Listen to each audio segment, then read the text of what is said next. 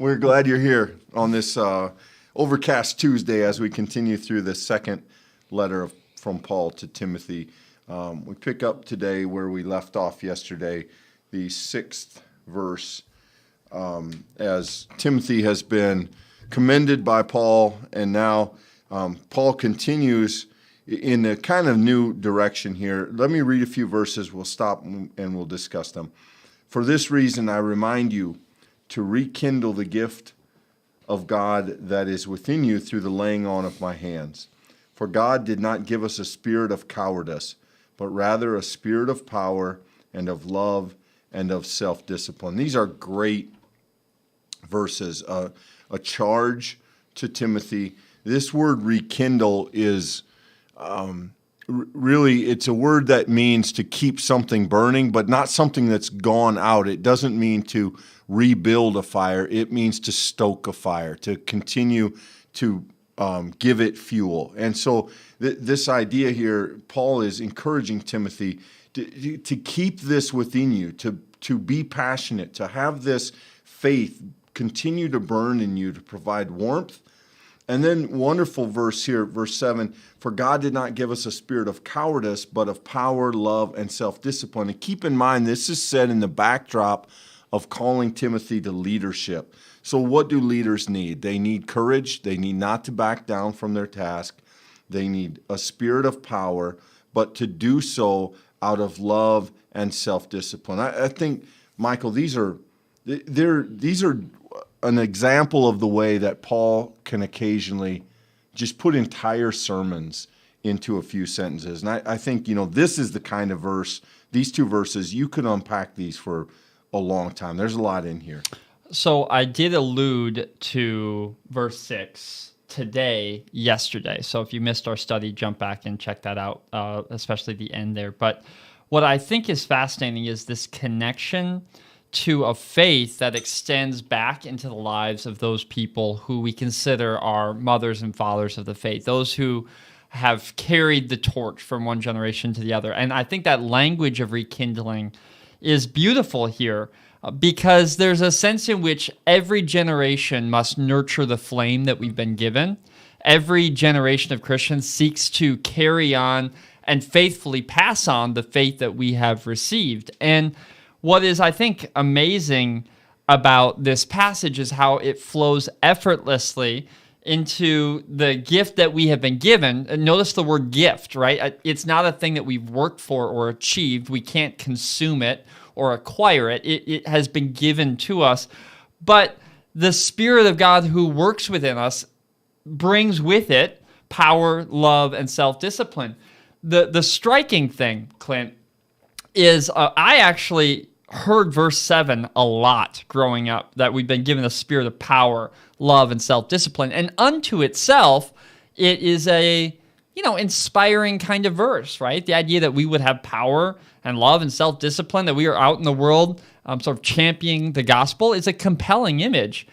But you got to connect it to the context. You have to remember that is the Spirit that lives within this timeless faith, passed from one generation to the next, that we uncover these gifts literally in the context of community. And that is, unfortunately, the most difficult place to practice the spirit of power and of love and self-discipline, right? Is in the midst of community, in the midst of people who we need to have self-discipline and love for because they get on our nerves. There's a beautiful kind of nuanced complexity to this section, and Paul is both preaching and he's mentoring and he's encouraging and he's doing it all at the same time. I think you're right, Clint. Sometimes you see just condensed sections, and I think that this is definitely it. But be careful to not read it out of context. Yeah, I think I suspect an entire sermon could be preached on verses 6 and 7. The idea of rekindling, of staying passionate, of staying connected to your faith, of continuing to burn bright and give off warmth. And then this idea, we are not to shrink back from the challenges of our faith or the challenges of the world. We are not given a spirit of cowardice, but of power. But I think it's so wise of Paul. I think we see the wisdom of this man and the depth of how he understands Christian leadership, that he says that is a power of love and self-discipline. It is not a power over. It is not a power to overthrow. It is not a power to control.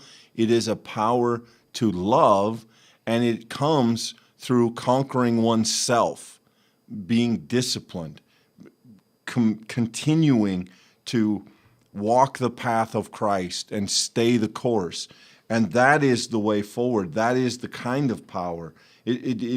Power is a dangerous word if misunderstood, and I think Paul is wise to temper it here with these very helpful words, love and self-discipline. So, I couldn't agree more, Michael. Great stuff. I just want to point out, this is a little bit less true in Greek, but in English, I think there is a theme through these passages that's helpful.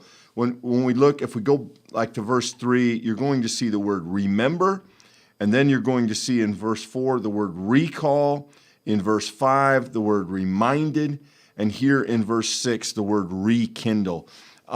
Means to do again, right? To repeat, to do over. And so remember, recall, remind, rekindle.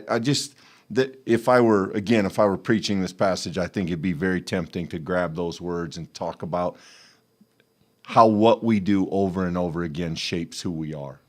It not only shapes who we are, but it gives us time and time again an opportunity to discover more depths than what we knew before. I think your comment about self-discipline is helpful, Clint.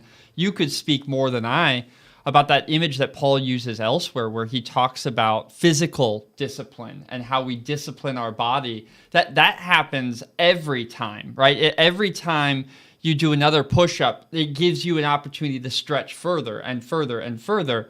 And we sometimes forget the amount of effort love takes.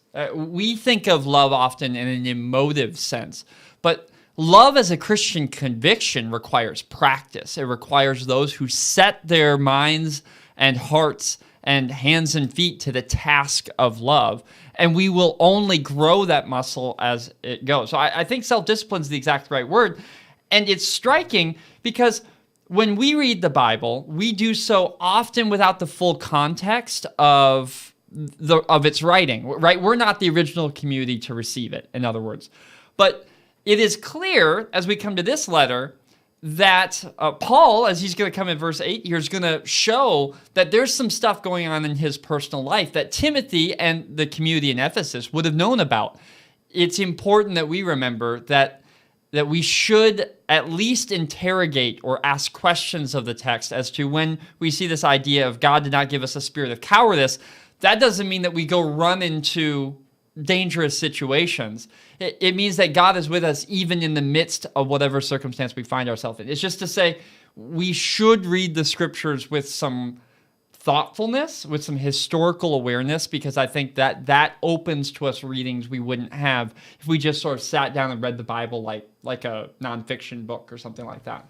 Yeah, and I think we want to, I just briefly want to go back again to this phrase, and you mentioned it, Michael, God did not give us a spirit of cowardice. And tomorrow's passage, as we go on, we'll see that Paul says this from difficult circumstances. So Paul here, I think, understands that life is difficult at times. Life can be overwhelming.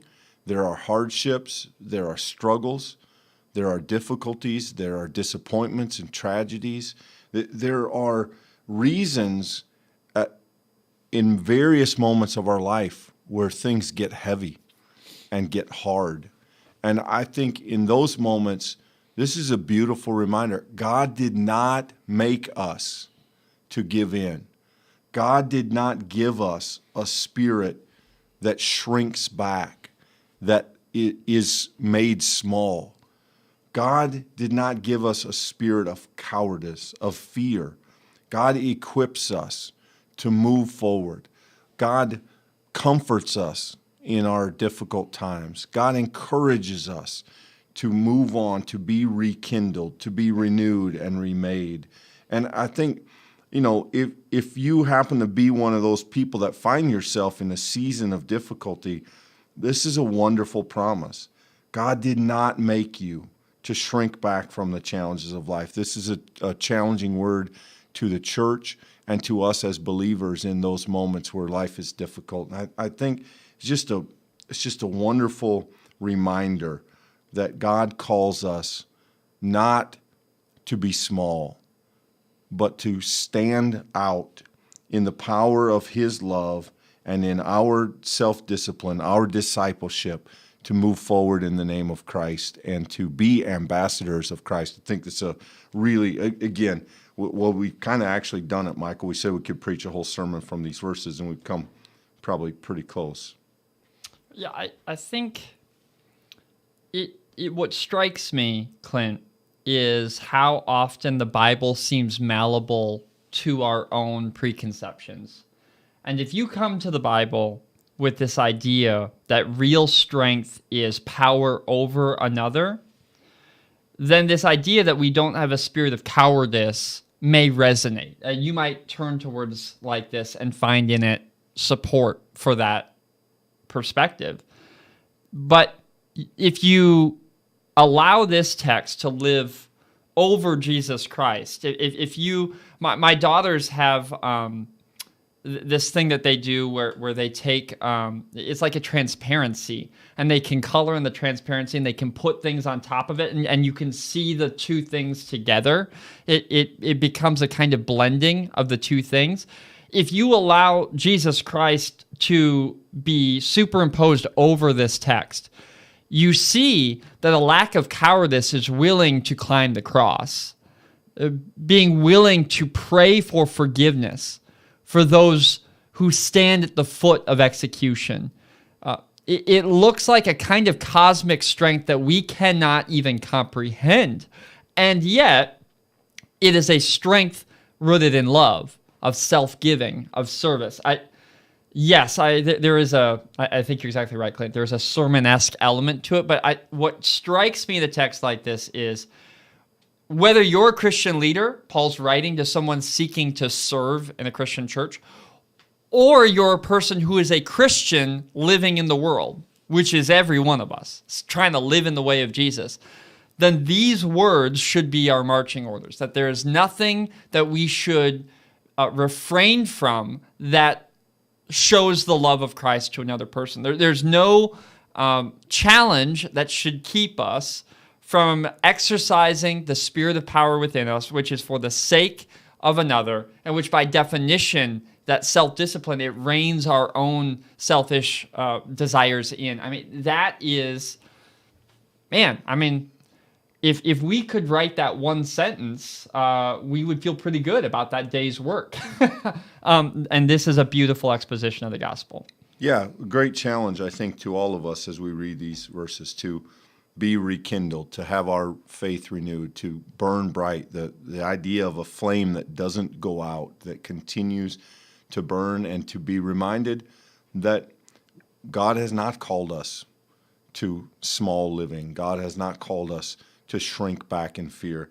God has given us power to love and to serve and to grow in faith, and that's the promise we receive through Jesus Christ. Really, really wonderful verses today.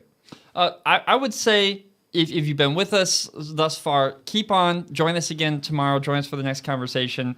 There's a way in which going as slowly as we are is both instructive, and it also obscures the way that this is all interconnected. So join us tomorrow. Thanks for being with us today. If you find it helpful, certainly give it a like and share it so that others might be able to join the conversation. But until tomorrow, be blessed.